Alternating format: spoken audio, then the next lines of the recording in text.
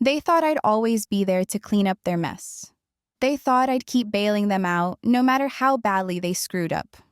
But when they tried to steal my home, ruin my name, and drag me down with them, I decided to burn the bridge for good. My name is Ethan, and for as long as I can remember, my family treated me like an afterthought. My younger brother, Kyle, was the golden boy. Our parents, Margaret and Frank, spoiled him rotten. He never worked a real job, never paid a single bill, and at 34, he was still living in our parents' house in Willow Creek. Me? I worked my ass off, bought my own home in Maplewood, and traveled often for work.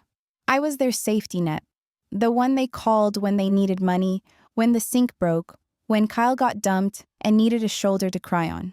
But this year, I'd had enough. I made a plan, I sold my house and kept it quiet. At Christmas dinner, halfway through the meal, Kyle stood up, raised his glass, and grinned. Mom and Dad decided I should move into your house. Silence. My fork hung in the air.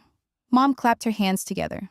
Since you're always away for work, it just makes sense for Kyle to live there. They never asked. Never hinted. They just decided. I took a sip of my wine, set my glass down, and said, "That's funny, because I sold it last week." Kyle's face dropped. My mother turned pale. My father choked on his drink. I reached into my bag, pulled out an envelope, and slid it across the table. "Since I knew you'd try to pull something like this, I brought proof." Kyle ripped it open, eyes scanning frantically. No. You can't do this. I was supposed to move in. Mom and Dad don't own my house, I said flatly. And neither do you. The meltdown was instant. My mom burst into tears. Your brother needs a place to live, I shrugged. He's 34. He can figure it out. Kyle slammed the papers down. Just buy another place. Let me stay until then. I laughed. You expect me to buy another house because you need a free ride? My dad finally spoke. That was selfish, Ethan. You know your brother isn't as successful as you.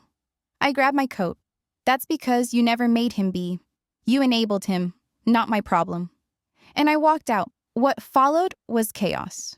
Kyle stormed to my old house, pounded on the door, and screamed at the retired couple who bought it. My parents called, demanding I fix this. I blocked them. The extended family got involved. Kyle is homeless because of you. Your parents are heartbroken. It was just one house. You could have given it to your brother. I ignored it all. Weeks later, Kyle moved into my parents' basement, right back where he started. Meanwhile, I took my money and left for a long, peaceful vacation.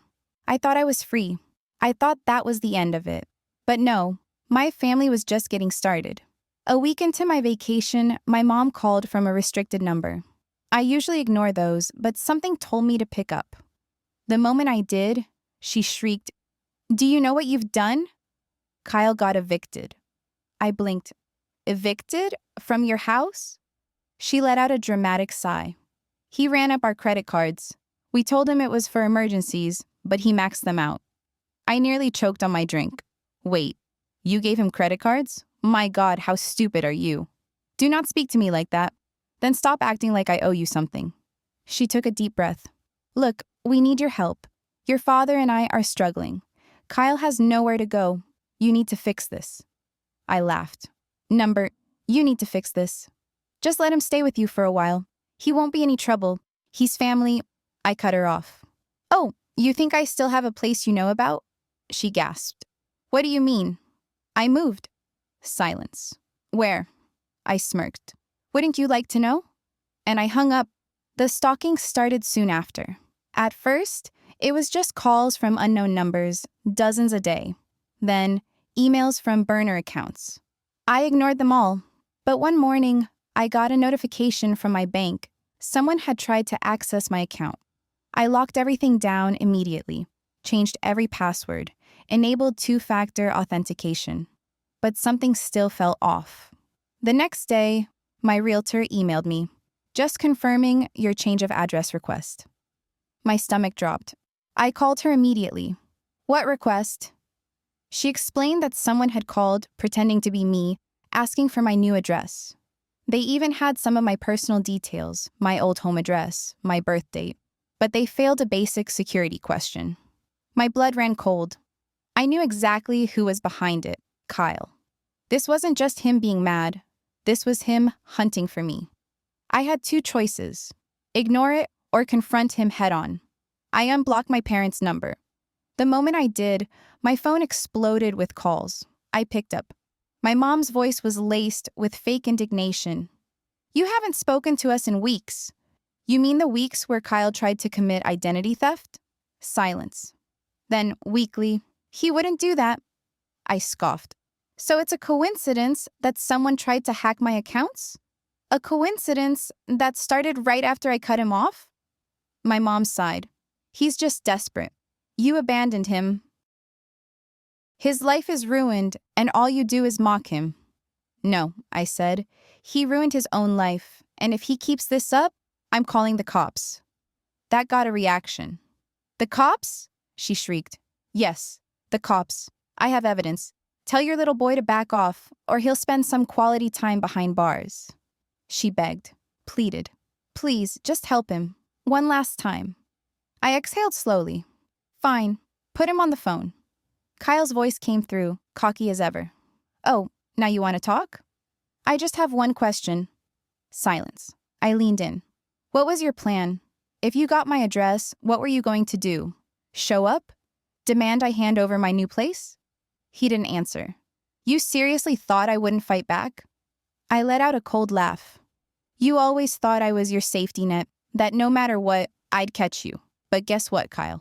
I cut the net. And if you fall now, you're hitting the ground. Hard." His voice dropped to a growl. "You think you're better than me?" "No," I said. "I know I am." And I hung up. I thought that was it. I thought he'd finally back off. But 3 days later, a friend sent me a message. "Hey, saw a weird post about you on Facebook. Thought you should know." My stomach sank. I clicked the link. It was a public post from a fake-looking account filled with lies about me. That I had abandoned my dying parents. That I had stolen money from them. That I was living a lavish life while they suffered. And the worst part? The comments. Strangers were eating it up. "Wow, disgusting. How could someone do this to their own family? I hope they lose everything." Then I saw who shared it. Kyle. And my mother. They weren't just mad. They were trying to destroy me. I wish I could say I was surprised. But honestly, I wasn't. My family had always been like this. Always playing the victim. Always twisting the truth. But what really pissed me off was the sheer effort they put into it. This wasn't just some vague Facebook rant. They contacted my job. They called my friends. They even reached out to my ex. My inbox flooded with messages. "Is it true? Why would you do that?" I was beyond furious. This wasn't just drama anymore. This was a smear campaign. And if they wanted a war, I was done playing defense. I spent the next few days gathering every piece of evidence I had. Screenshots of Kyle's identity theft attempts, messages of him harassing me for money, bank records proving I had never stolen a dime. In fact, it was the other way around. Then I hired a lawyer. Not just any lawyer, a pit bull. The kind who lives for cases like this. We sent a cease and desist to my parents and Kyle, demanding they take down the lies. I expected them to fold, to get scared and back off. I was wrong. Instead, Kyle doubled down. A week later, I got an official legal notice. My parents and Kyle were suing me, claiming emotional distress, claiming I had financially abused them, claiming I had left them destitute while I ran off to live a luxurious life. I sat there, holding the papers, trying not to laugh.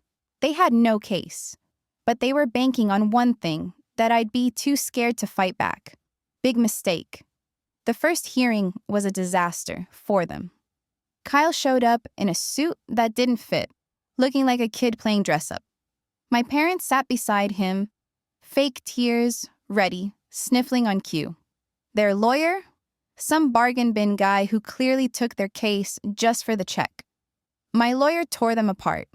We presented bank statements proving I had never taken money from them, text messages of Kyle begging for cash. The cease and desist we had sent And just for good measure, the proof of Kyle's attempted identity theft. The judge took one look at the circus in front of them and all but sighed. Is this a joke? They dismissed the case immediately. Kyle lost it. This isn't fair, he screamed in the courtroom. He ruined my life. The judge shot him a look. Sir, if you don't calm down, you will be held in contempt. That shut him up. My parents sat there, silent, humiliated. Their big plan, their grand revenge, had failed. But I wasn't done. The next day, I sued them for defamation, harassment, emotional distress. Kyle laughed when he got served. What, you think I care? But then he lost. Badly. The court ruled in my favor. I won a 5-figure settlement. And guess what? My parents had co-signed Kyle's debts. So when he couldn't pay up, the bill went straight to them. My mom begged me not to enforce the judgment. Ethan, I'm your mother. Please, don't do this. I stared at her. You should have thought of that before you helped Kyle try to destroy me. She screamed, called me heartless. But I didn't care. I made sure every last penny was collected. And just like that, Kyle was broke. My parents? Financially wrecked? And me? I took my money and never looked back. I thought that was the end. But months later, I got an email from Kyle. Subject line, you win. But you should know something, I almost deleted it, almost ignored it. But curiosity got the better of me. The email was short. Mom and Dad lied to me too. My stomach tightened. They told me they had an inheritance for me, that if I waited, I'd be taken care of. They never saved a dime. I kept reading. I was supposed to get the house, your house. That's why they pushed me to move in, because they needed you to keep it so I'd have something. I stared at the screen. Then came the kicker. They're in deep debt, not just from the lawsuit. They owe people money, bad people. And now that they're broke, guess who those people are coming after? My blood ran cold. I knew my parents weren't great with money, but this? 2 days later, Kyle showed up at my door. I don't even know how he found me, but there he was, disheveled, desperate, and scared. He looked nothing like the smug, entitled jerk I had grown up with. I need your help, he said. I crossed my arms. Why would I ever help you? His hands were shaking. Because if you don't, someone's going to die. For the first time in my life, I saw real fear in Kyle's eyes. They came to the house, he whispered. Mom and Dad thought they could talk their way out of it. They were wrong. My stomach twisted. What happened? Kyle swallowed hard. They trashed the place, took everything valuable, left a warning. He pulled up his sleeve. A deep, fresh bruise spread across his forearm.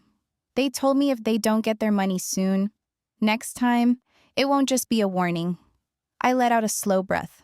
So what? I said. You expect me to pay off their debt? Kyle shook his head. Number, I expect you to help me take them down. I didn't want to get involved. I had spent years getting away from my family's mess. But this was different. So I did what they never expected me to do. I went to the police, and I gave them everything. In the end, justice was served. My parents were sentenced to 5 years in prison for fraud, tax evasion, and massive unpaid debts. Kyle, for the first time in his life, took responsibility. He testified, did community service, and finally started rebuilding his life. And me, I walked away for good. No more manipulation, no more guilt, no more being the family's safety net. I built a life free from their chaos, and it felt damn good. If there's one thing I've learned, it's this. Sometimes, family isn't who you're born to. It's who you choose to keep in your life. And if they only see you as a wallet, a doormat, or a backup plan, cut them. Office like this story? Follow for more.